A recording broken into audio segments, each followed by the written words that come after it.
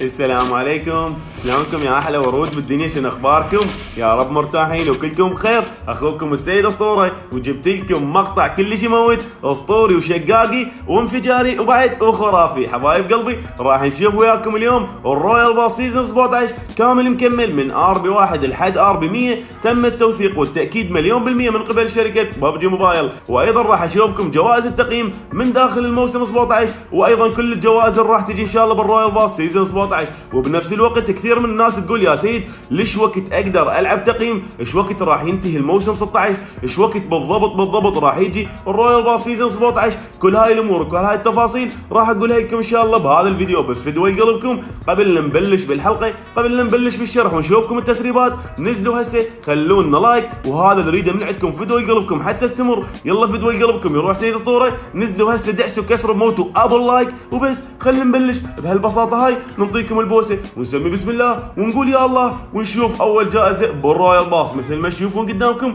حبايب قلبي الفيسلس كلاون سيت. فيسلس يعني المفروض ما عنده وجه معناها، والكلاون معناها مهرج، يعني هاي اسم البدله، بدله المهرج اللي ما عنده وجه. هيك الصراحه ترجمتي اني. بليفل واحد راح تقدر تختارها كبدله بناتيه وكبدله رجاليه. وايضا مثل ما تشوفون قدامكم حبايب قلبي سكن سلاح اليوزي اللي اسمه ريزبلندد داون يوزي، اللي شوفته لكم بالتسريبات اللي راحت. هذا هو حاليا المؤكد والموثق مليون بالمية. هاي نفس الجوائز اللي راح تشوفوها ان شاء الله نفسها راح تجي بالرويال باص سيزون 17. ايضا قطع عاديه، هاي الار بي ما سيزون 18 بطاقه تخطي مهمات.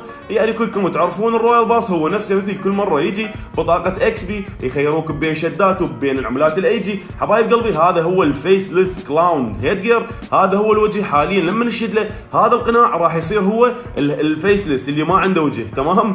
المهرج اللي ما عنده وجه، تمام. شنو عندنا بعد؟ طبعا كل الجوائز قدامكم حبايب قلبي، وراح نقيم الموسم من 10 وهل يستحق الشراء او لا. وهسه كل هاي الامور والتفاصيل راح نشوفها ان شاء الله وياكم بس بهذا الفيديو. بس فدوي قلبكم دائما وابدا لا حد يغلس على اللايك، ادعموا سيد اسطوره بضغط زر لايك فقط. بلندد داون اورنامنت حبايب قلبي، ميداليه تتعلق بالجنطه، تتعلق اسفل الجنطه، اسمها ريزبلندد داون اورنامنت. الصراحه شيء حلو، اوكي شيء حلو. لكن باقي الجوائز المجانيه كلهم قطع سيلفر، بطاقه تخطي مهمات، كلهن جوائز عاديه. ليفل 11 بطاقه تخطي ممكن نفس الجوائز حبايب قلبي، ما يحتاج اقول لكم كل ساعه. ليفل 15 شعار الرويال باص سيزون 17. ايضا هاي العملات مال ميترو اللي نقدر نفتح بيها، بالك نفس الموضوع راح يصير حبايب قلبي. ايضا فلوس، قطع كلاسيك 2 فلوس وعملات اي جي. ليفل 17 وصلنا تقريبا ليفل 20 راح نحصل على رقصه مجانيه، وايضا خوذه خرافيه. شنو عندنا بعد؟ هاي حبايب قلب الرقصه اللي اسمها شولدر دانس، هزه كتف، رقصه هزه الكتف، هيك معناها لما اترجمها لكم. وهاي الخوذه حبايب قلبي هاي نفس الخوذه اللي موجوده عندي، شفتوها بدايه الفيديو وشفتوها عندي بالفيديو، لكن هاي من باب الشرجي. اوكي حبايبي الصراحه خوذه يعني ما بها شيء، حلوه بالنسبه للناس اللي مشاحنه، اللي طبعا اسمها ريزبلندد داون هيلمت. وايضا البارتي كينج حبايب قلبي. وايضا شنو عندنا بعد؟ نفاذ هبوط، قطع سيلفر، بطاقه اكس بي، اوكي. ليفل 25 بطاقه حمايه التصنيف، والرقصه لازم تشحن يلا تحصلها، اسمها البارتي كينج، اوكي. ملك الحفله، اوكي. انا ملك الحفله، هيك معناها حبايب قلبي. انا اقرا بالانجليزي وترجم لكم بنفس اللحظه بالعربي، فهاي هي الرقصه يا حبايب قلبي. شنو عندنا بعد؟ اوكي عملات مترو، قطع كلاسيك، فلوس، اوكي حبايب قلبي. ديدلي سيكل جرينيد، شفتوها؟ هسه راح تجينا ثواني خلينا نخلص من هاي الجوائز العاديه. طبعا هي كلها جوائز عاديه ومكرره، فانا من اقيم الموسم حبايب قلبي اقيم على كل الجوائز مالته واقارنه بالمواسم السابقه. ليفل 30 شنو عندنا؟ ليفل 30 ديدلي سيكل باراشوت. صراحه باراشوت حلو ما بي شيء، باراشوت يعني شكله حلو، يعني باراشوت عادي مو كلش قوي لكن حلو.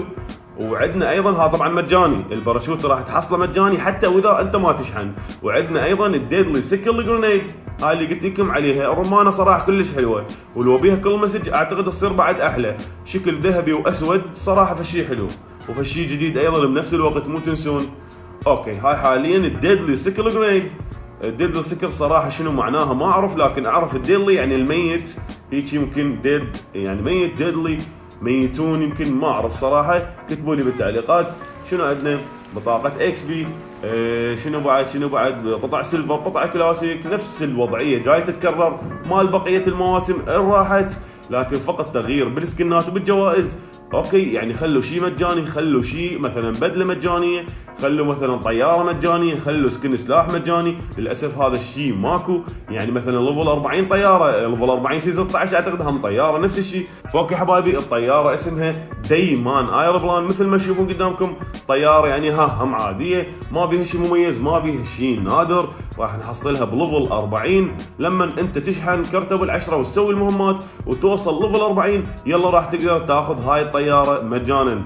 الطياره طبعا اسطوريه مو خرافيه، لان خلفيتها مثل ما جاي تشوفون خلفيتها ورديه. يعني معناها شنو؟ يعني معناها هذا الشيء مو مثك، معناها فقط ليجنداري يعني اسطوري.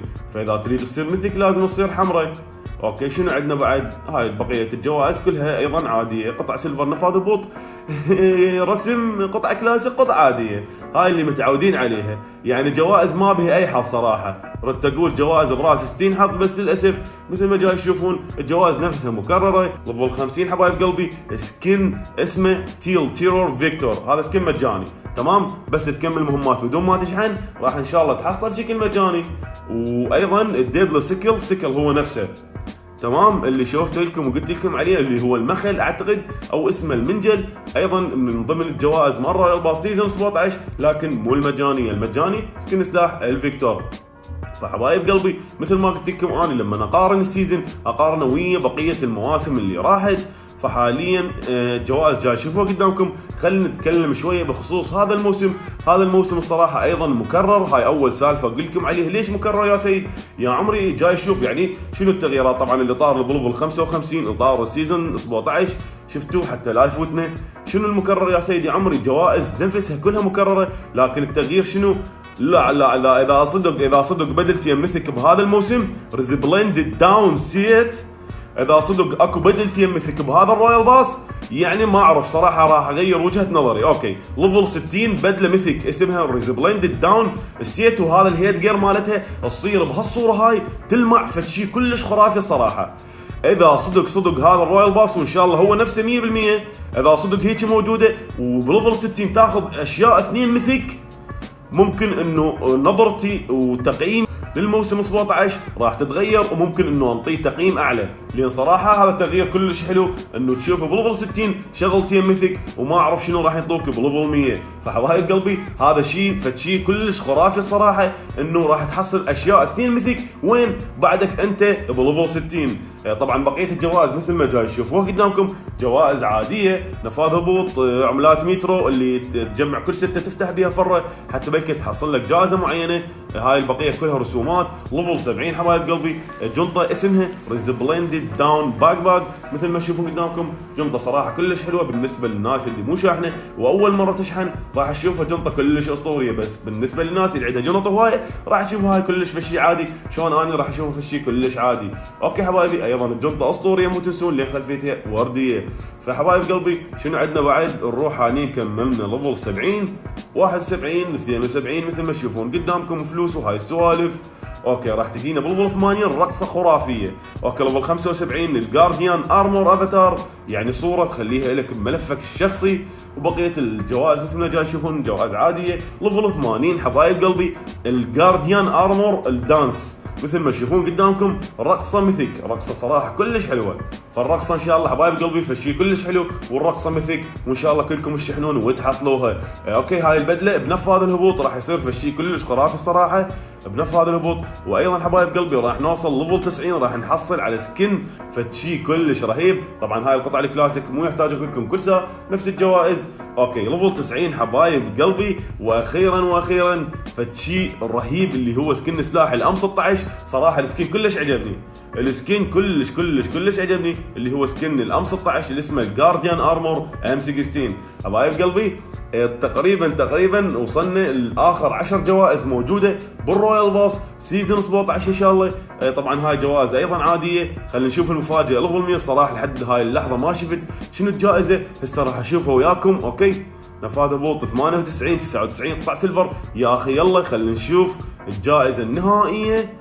لا لا لا لا لا لا لا لا, لا. مستحيل اذا 3 ميثيك بهذا الرويال باس مستحيل. لا لا لا دقيقه، جارديان ارمور سيت، اي والله حبايب قلبي جاي تشوفون هذا الاستعراض مال البدله، بدله ميثيك. واخيرا الرويال باس سيزون 17 واللي اول مره بتاريخ ببجي موبايل تصير 3 اشياء ميثيك.